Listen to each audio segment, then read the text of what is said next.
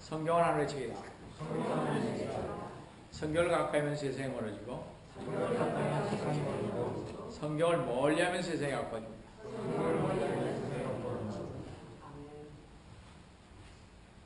이제 얘기 안 하는 게 좋죠. 도저히 이 남은 시간 가지고 한 골을 뗀다는 건 뭐야? 그렇죠? 아마 일 안 나가시는 분도 가능하죠. 24시간씩 열심히 읽으면 방학 동안에 여러분 열심히 읽으면 충분히 뗄 수 있습니다. 성경 한독. 우리가 방학 동안에 어디 가지 마시고 친구 만나지 마시고 한 일주일만 집에 아주 꼼짝 마시고 밥 먹고 이런 것만 빼고 그냥 하시면 충분히 일주일 만에 읽을 수 있습니다. 안 읽으신 분들은 해보시기 바랍니다. 오늘도 주님안에서 여러 성도님과 함께 은혜의 말씀을 나누어가는 것은 아까 본교 교령 칭념성경 에베소서 1장 7절에서 12절로서 전도자의 발걸음 9번째로 전도 때 무엇을 전하는가 3번째로서 주 예수 그리스도의 구속 중 구속사역중 보혈과 죄사함이라는 제목으로 이 시간 같이 은혜를 나누려고 합니다. 성도 여러분, 신앙생활 하는 가운데 여러분의 삶을 한번 진지하게 생각해 보신 적이 계십니까? 과거에 혹은 최근에라도 자신의 삶을 진지하게 생각해 보신 분이 계신 분은 한번 마음속으로 손을 들어보시기 바랍니다. 아마 여러분이 자신의 삶을 진정으로 이해하였다면 이 세상에서의 지금과 같은 이런 삶은 아니라는 것을 발견하였을 것이고 깨달았을 것입니다. 이 세상에서의 삶은 유쾌하고 이렇게 허랑방탕하게 보낼 수 있고 술 마시고 노름하고 즐기고 유람선 타면서 정말 유유히 돌아다니는 정말 우리가 밖에 나가서 그 이상한 행동을 많이 하는 그런 천박하고 가벼운 것이 아니라는 사실을 깨달았을 것입니다. 전혀 우리가 일상에서 생각하는 것과는 다르다는 것입니다. 정말 이 세상의 삶은 엄청나게 진지한 것입니다. 왜냐? 우리는 주 예수 그리스도를 따른 성도들이기 때문에 그렇습니다.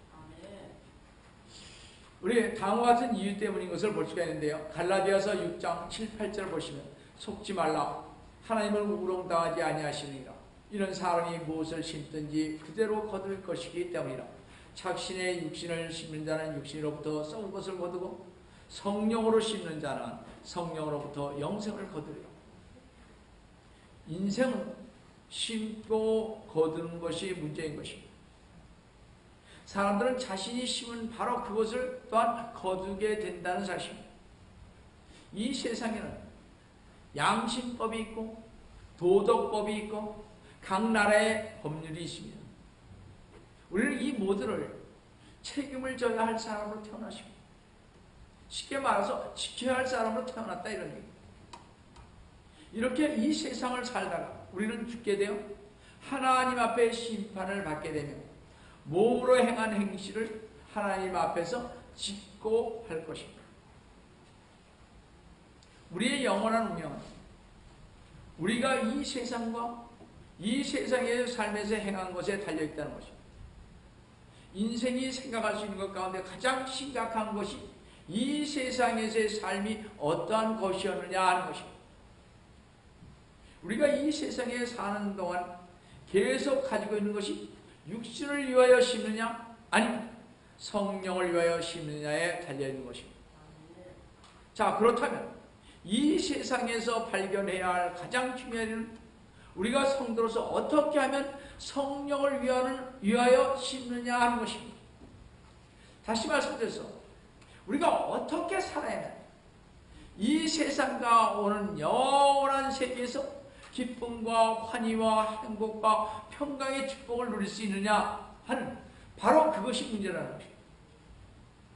불행히도 바로 그 문제가 거짓된 교사와 지도자들 때문에 뒤죽박죽이 되어가고 있다는 것입니다. 초대교회에서도 그러한 상황이 벌어졌는데도 지금도 역시 똑같다는 것입니다. 기독교라는 이름 아래 서로 상충되는 주장들이 난무하고 자기들만이 진정 그리스도인이고 정통 기독교에 속해 있다고 주장을 하고 있다는 것입니다. 한 예를 들면 후천년설, 무천년설, 전천년설입니다. 옛부터 즉 사도시대부터 지금까지 변화없이 지켜온 것이 저희가 믿는 전천년이 있었는데 지금에 와서 새로운 학설이 나왔는데 그 학설 중에 자꾸 후천년설, 우리 천주교에서 주장하는 겁니다. 아니면 장로교에서 주장하는 겁니다. 또 무천년설, 우리 한국의 대표적인 장로교에서 주장하는 것들이 강해지고 있다는 것입니다. 그러므로 우리가 가장 중요해야 할 것은 어느 것이 진정한 하나님의 메시지인지를 가려내야 할 것입니다. 그렇죠? 여러분 이게 틀리면 다 틀립니다. 성경 해석하는 방법이 틀려집니다. 구약에서 보는 방법이 틀려지는 겁니다. 그렇기 때문에 구약에서의 그 수많은 재림과 이 약속들을, 시약에서의 그 약속들을 지금 얘기하지 않는 것입니다.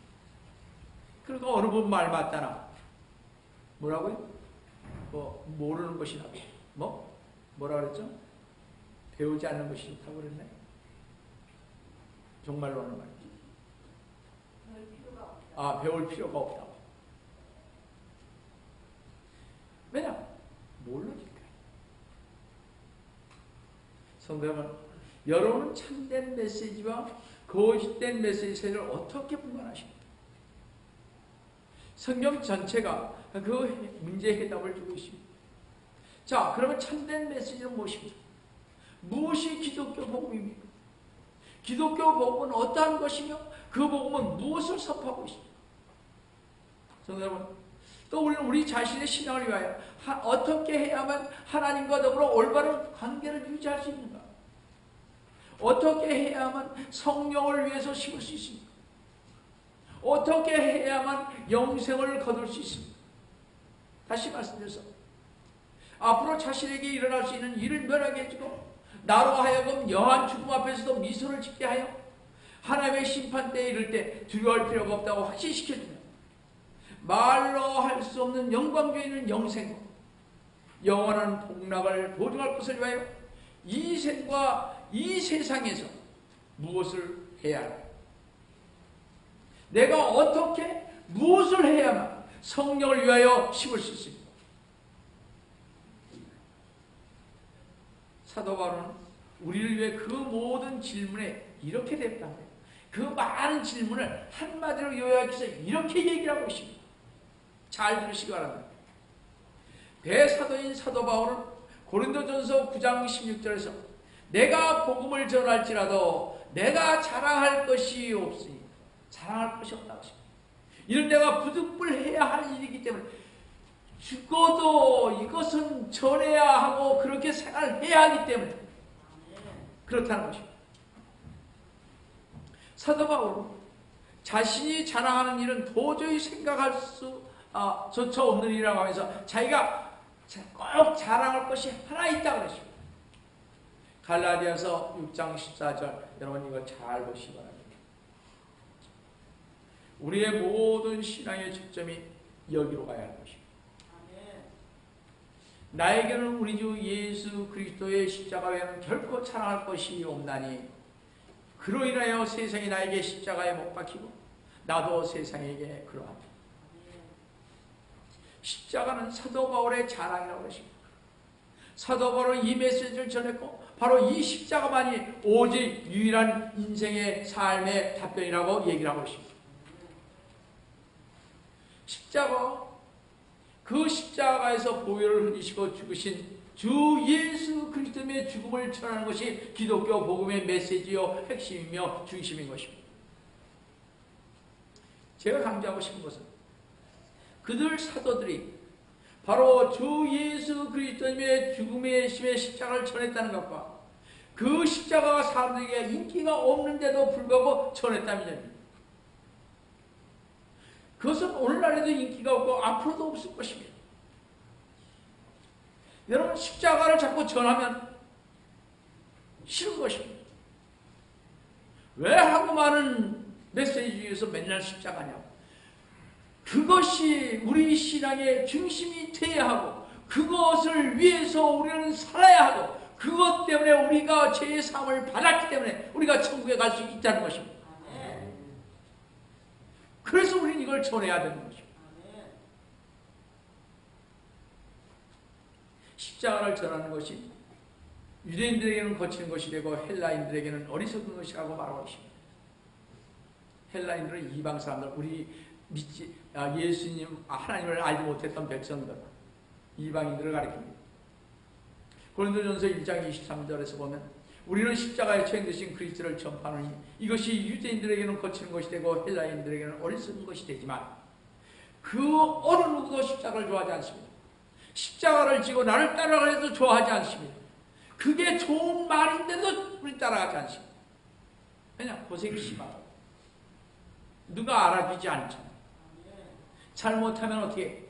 자기도 십자가에 죽을 판인데. 그럼에도 불구하고 사람들이 그것을 좋아하든 아니하든 모든 사도는 십자가를 전했다는 것입니다. 사람들은 계속해서 전했고 그들이 계속 그 일을 고수해 나갔기에 급기야는 고난을 받아 순교의 죽음을 당했던 것입니다. 그래서 우리는 주님 앞에 가는 그날까지 뭐에? 십자가를 전해야 하는 것입니다. 그럼 주님께서 십자가에서 흘리신 보혈의 피와 우리가 그 피로 어떻게 죄의 사함을 받을 수 있는가를 오늘 보시겠습니다. 첫 번째로 주 예수 그리스도님께서 십자가 위에서 보혈을 흘려 죽으시면서 우리에게 행한 중요한 일은 휘장이 찢어졌다는 것입니다.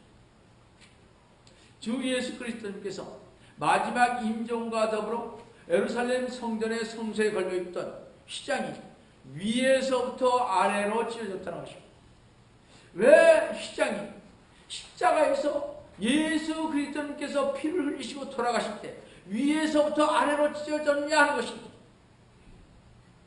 이에 대한 이유를 찾기 위해서는 지금으로부터 3500년 전에 이스라엘 백성들이 광야에서 방황하던 시절로 돌아가야 할 것입니다. 그때는요, 장막에서 하나님께 제사를 지내던 시절로서 이스라엘 백성들이 어디로 가든지 장막을 걷어서 운반하여 가지고 왔습니다. 그 안에 깊은 곳에 성소가 있습니다. 장막 안에. 또 그 안쪽에는 지성소가 있었습니다. 쉽게 얘기를 제가 잠깐 말씀드린다면 여기가 성막이라 그러면 성막 안에 여기는 이쪽은 성소가 되는 것이고 이쪽은 지성소가 되는 것이고 하나님이 계시고 쉽게 얘기하면 그렇습니다. 이 지성소는 바로 이 지성소라고 하는 것은 이스라엘의 백성의 하나님 여호와께서 그들 가운데 계신다는 상징인 것입니다. 하나님의 언약궤가 있는 지성소와 또 성소를 구별하는 휘장은 이렇게 가로막혀 있습니다. 휘장이라는 것은 뭐예요? 천으로 이렇게 가로막혀 있었습니다. 두꺼운 천. 이것은 소가 이렇게 4마리가 있잖아요. 양쪽에서 이렇게 잡아당겨 지켜주세요. 그런 것으로 되어 있습니다. 가죽. 이 휘장은 사람들이 지성소 안으로 접근하는 것이 방지되었고 지성소 안에 들어갈 수 있는 사람은 오직 대제사장뿐이었습니다. 그것도 1년에 단 한 번 대속죄일 때였습니다. 그 날에는 대제사장이 바깥들에 있는 놋제단, 그러니까 성소 밖에 있는 그 놋제단에서 제사를 드린 희생제물의 피를 가지고 바로 지성소로 들어가는 것입니다. 이쪽으로 들어오는 것입니다.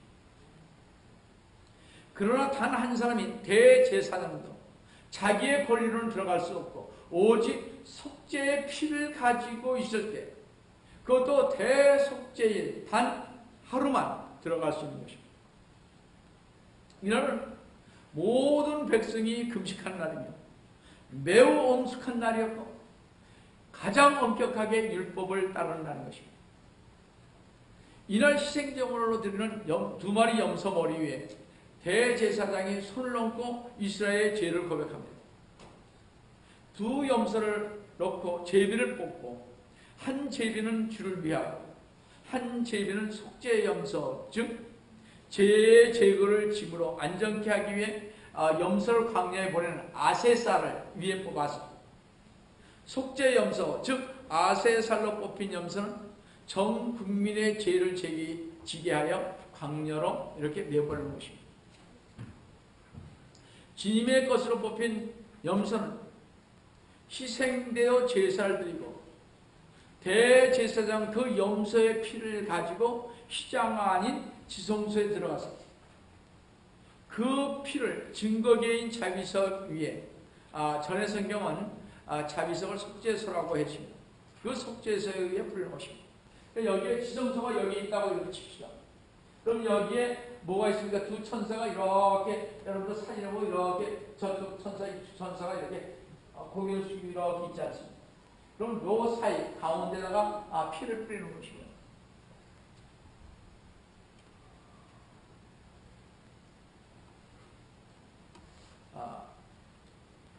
바로 그때 피가 그 그룹 사이로 뿌려지고 그때 하나님의 영광이 지성소에 나타나는 거죠. 그리고 백성의 모든 죄는 하나님으로부터 다 사함을 받는 것입니다. 그래서 피 흘림이 없이는 죄의 사함도 없다는 것이 성경의 진리인 것입니다. 태초로부터 인간이 아담과 하와가 처음으로 죄를 범했을 때부터 가죽옷을 만들기 위하여 어떻게 짐승을 죽여야 했습니다. 이것이 죄인이 용서받기 전에 먼저 죄가 벌을 받아야 하는 것을 절대적인 진리로 성경은 가르치고 있는 것입니다. 그래서 여러분이 주 예수 그리스도를 믿으면 죄의 용서를 받습니다. 근데 뭐가 문제냐? 죄를 지으면요, 이 세상에 사시는 동안 여러분들은 그 죄의 값을 반드시 받아야 하는 것입니다. 주님께서 용서해 줬으니까 용서받는 거 아닙니다. 죄의 값은 이 세상에서 반드시 받고 그리고 주님 앞에 가는 것입니다. 무슨 얘기인지 아시겠죠? 이 짐승피를 통하여 죄와 죄 사함에 대한 원리가 만들어지게 된 것입니다. 그래서 오늘 본문에 에베소 1장 7절의 말씀이 나오게 된 것인데요. 다 같이 에베소 1장 7절을 보시면 그 사랑하시는 이 안에서 우리는 그의 은혜의 풍성함을 따라 그의 피를 통하여 구속, 즉 죄들의 용서를 받았습니다. 근데 말이죠. 휘장이 찢어진 시간은 예수님께서 십자가 위에서 피를 흘리시면서 다 이루었다고 말씀하신 때였다는 것입니다. 따라서 이 휘장은 대제사장이신 우리 주님의 육체인 것이며 이 세상의 모든 죄를 위하여 주 예수 그리스도님께서 단 한 번로 충분한 희생 제물이 되셨던 것입니다. 사람이 할 수 없는 일을 하나님께서 십자가에서 친히 행하셨던 것입니다. 이로래 인간은 아담의 죄로 인해 단절되었던 하나님과 하야하게 되고 그리스도님께서 우리 모두를 위하여 십자가에서 돌아가셨다는 것입니다. 성경은 그래서 하나님께로 나아가는 길은 오직 하나뿐인데 주 예수 그리스도님만 통해서 갈 수가 있는 것입니다. 이것이 우리가 살아가는 우리의 삶이라는 것입니다. 히브리서 10장 19절에서 20절에 우리에게는 예수의 피로 인하여 지성소에 들어갈 담력을 얻었나니 예수님의 피만이 우리 지성소에 들어갈 수 있다. 그 말은 우리 주님의 피를 흘리셨기 때문에 우리의 죄가 사여졌기 때문에 우리는 바로 우리 주님을 믿고 어디 갑니까? 하늘나라에 하나님 나라에 갈 수 있는 것입니다. 이는 그가 그의 육체 시장을 통해서 새롭게 살아있는 길로 우리를 위해 바치셨습니다. 예수님의 피, 예수님의 보혈의 피가 없이는 죄사함이 없다는 것입니다. 그래서 우리가 십자가를 볼 때마다 우리 주님께서 우리의 죄를 위해서 피를 흘리신 그 주님을 바라보게 하는 것입니다. 그냥 십자가가 뭔지 모르고 자꾸 그렇게 생각하시면 안 되는 것입니다. 저 십자가를 보면 내 죄가 용서되고 나의 죄를 위해서 우리 주님께서 십자가에 돌아가시는 그 사실을 믿게 됨으로써 말미암아 우리가 바로 죄 사함을 얻고 우리가 주님 안에서 영생을 얻고 주님께 돌아가게 된 것입니다.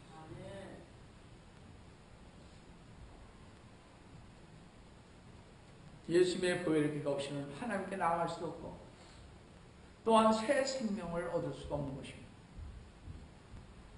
예수님의 구속의 보혈의 값은 측량할 수가 없습니다.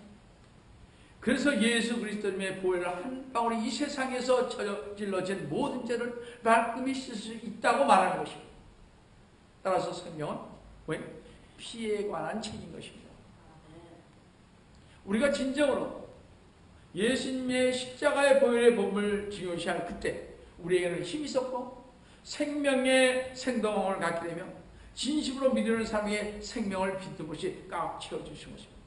여러분 십자가를 한번 바라보시고 십자가를 의지하시고 십자가만을 생각하시면 여러분에게 생명이 생성할 것입니다.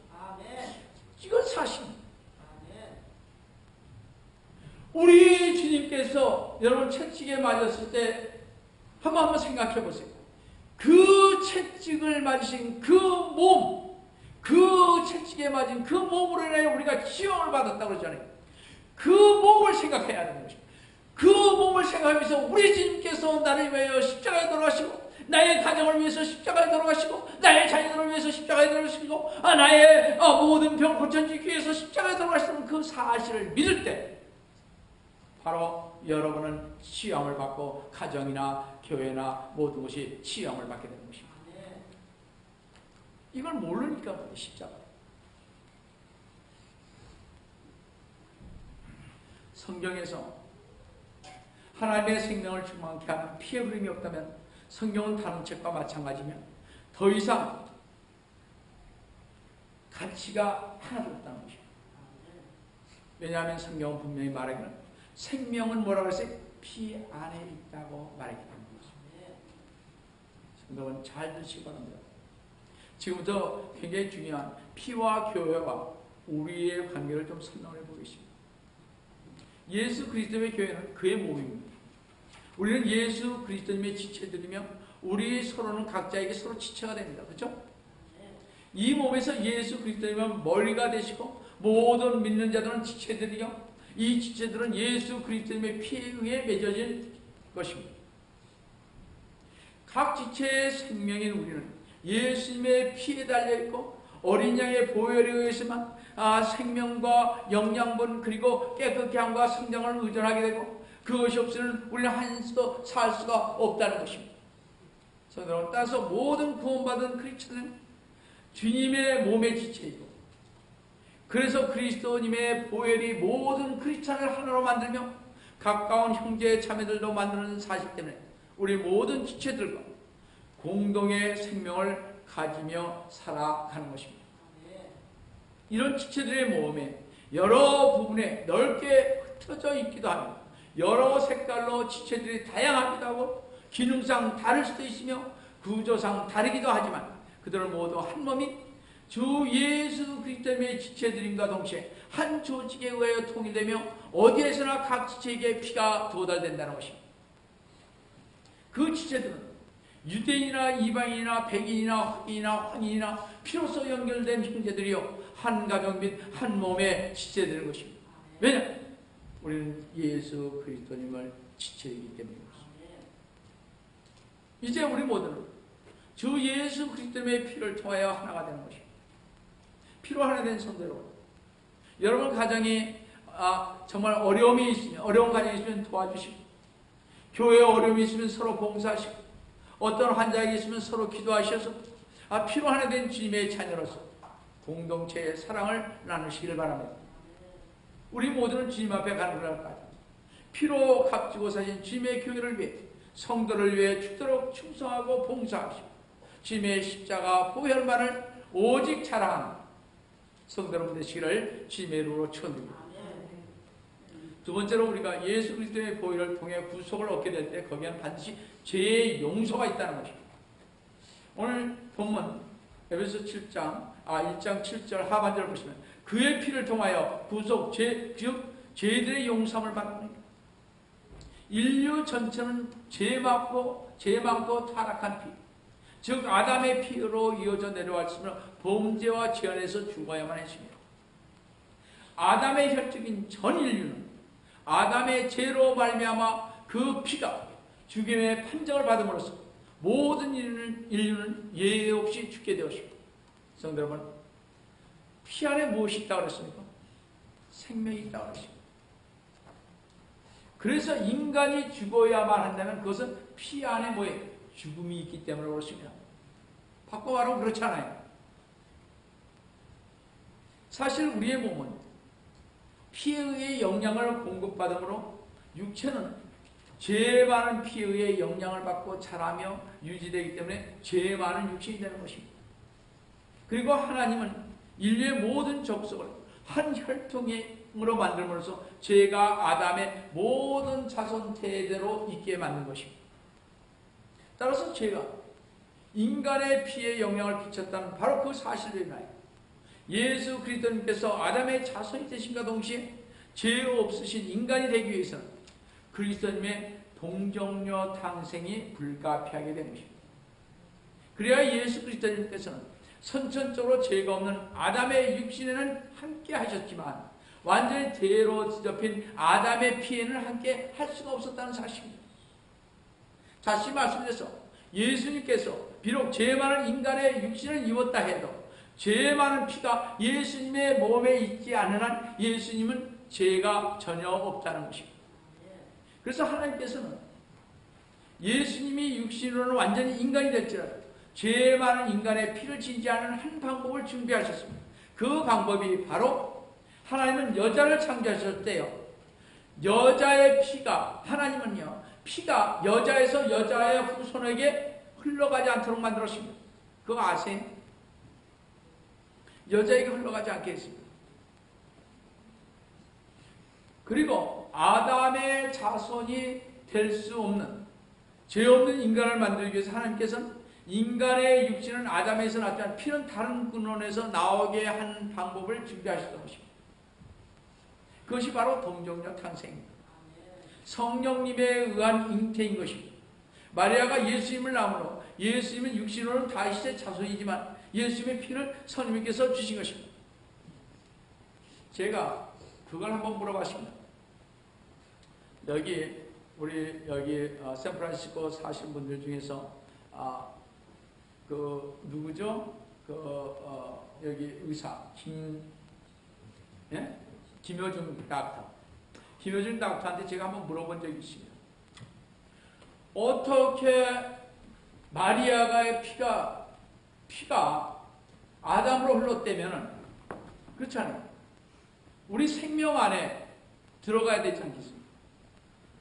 그렇잖아요. 아담의 피가 우리가 지금 뱃속에 있을 때 그 피가 여기로 들어가야 되잖아요.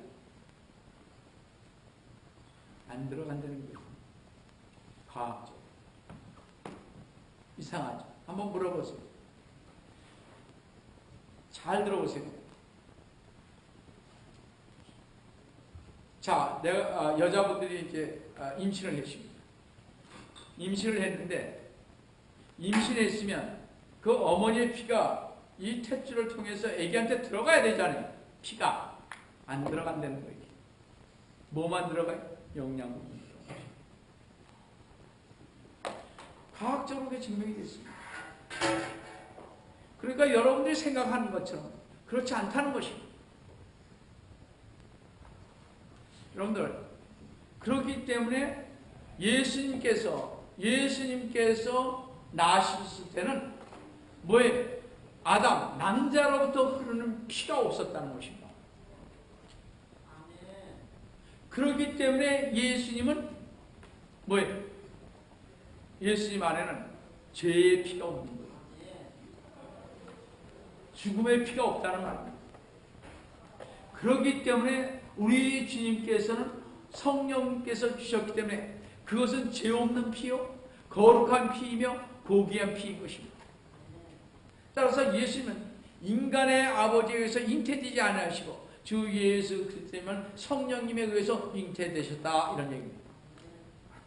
그 결과 주님께서는 거룩하신 피, 죄 없는 피를 가지셨고 또 그 피에는 죄가 없으므로 썩지 않는 피인 것입니다.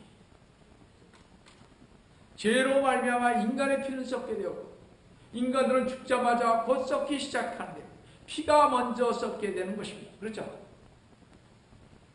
그래서 전 인류는 죄로 말미암아 부패하게 되었으며 죽음에 굴복하고 말았던 것입니다.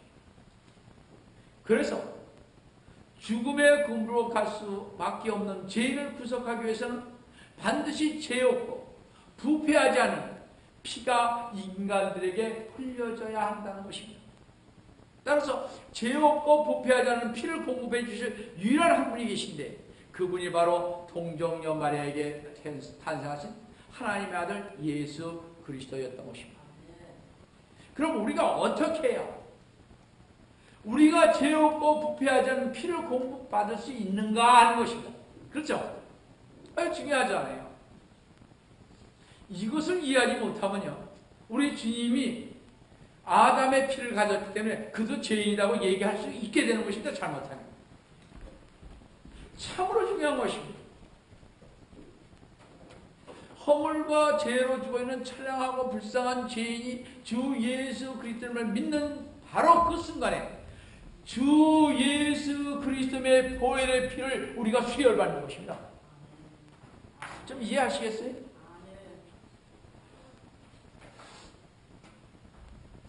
그런데 그 수혈을 받는데 주 예수 그리스도님의 그 피를 수혈받는데 전제 조건인데 그것은 죄를 승량하는 피를 믿는 믿음인 것입니다.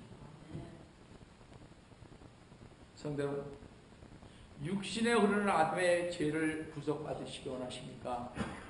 주 예수 그리스도님에서 흘러나온 그 생명의 피를 믿을 때 구속받는다는 사실을 믿으시길 바라십니다.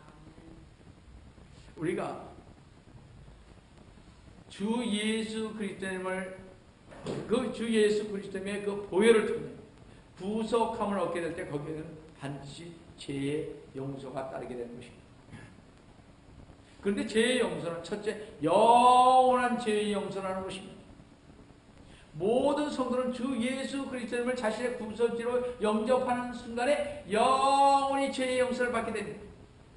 그래서 성도는 의롭게 되고 하나님 심판대 앞에 서게 되어 마치 성도가 전혀 죄를 짓지 않은 것처럼 깨끗하게 된다는 것입니다.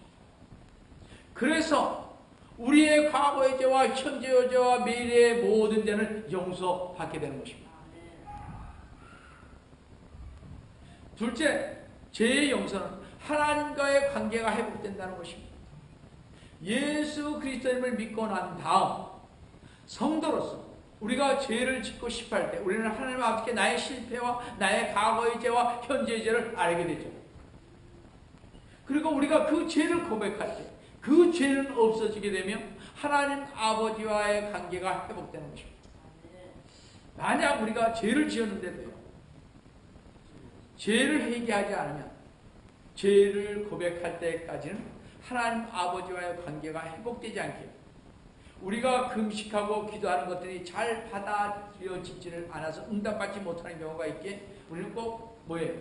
죄를 회개해야 하는 것입니다. 그래서 죄를 고백해야 하는 거예요. 고백하지 않으면요 내가 아무리 기도를 많이 하고 금식을 많이 해도 이게 잘 안 받아들여져. 자기 죽어라고 해도 안 받아들여요. 죄가 이 속에 뭐가 있다는 거죠. 근데 그걸 우리가 찾아내야 되잖아요. 주님께서 원하는 회개가 있습니다, 여러분. 무턱대고 다 하니까 물론 다 해야죠. 근데 그 안에 진짜 회개할 것이 있습니다. 근데 어떨 때는요 그게 엄청나게 크기도 하지만 어떨 때는 전부 다 생각나지 않는데 언젠가는 성령님께서 생각나게 해줄 것입니다.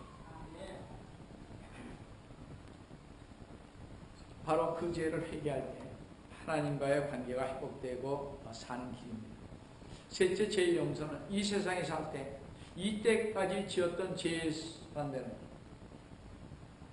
그 죄 때문에 일시적인 형벌을 받는 것입니다.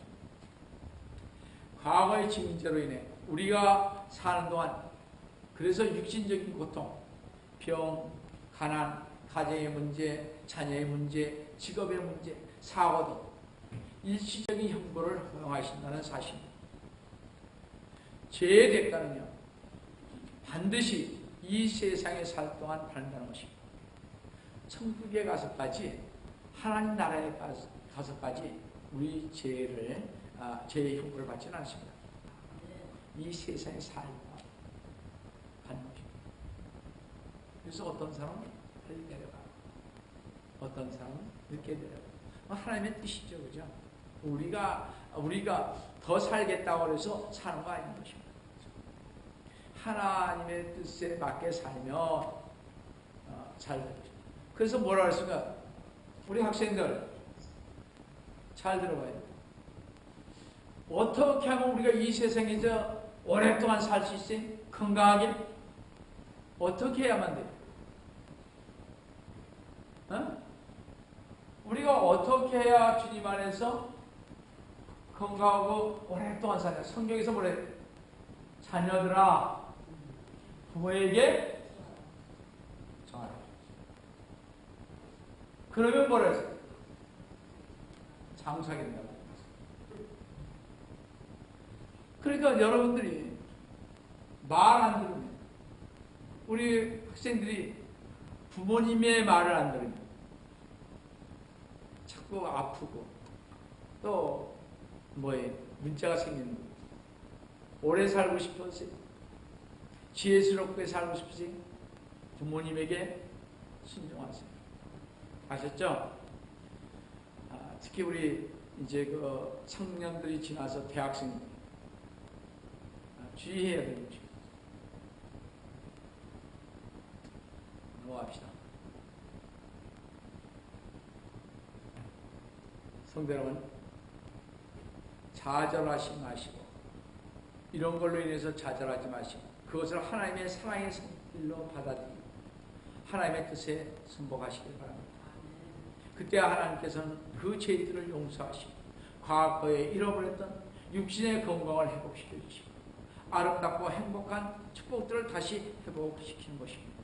성도 여러분, 우리를 구속하시고 죄 용서하시는 주님을 찬양하시기 바랍니다.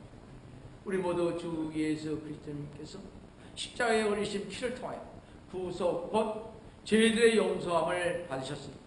오직 주 예수 그리스도의 십자가의 보혈을 평생 자랑하시고 속히 오리라 하신 주 예수 그리스도의 이름을 간구합니다. 우리 다 같이 기도하겠습니다. 사랑의 하나님 아버지, 주님을 주시고 감사드립니다. 주님, 저희들이 무엇을 자랑해야 하겠습니까?